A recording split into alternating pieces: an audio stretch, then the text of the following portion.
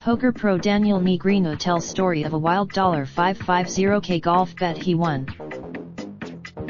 Poker superstar Daniel Negreanu joined the podcast and shared a few ridiculous stories about golf wagers he's made over the years, and his on-course battles with fellow poker legend Phil Ivey.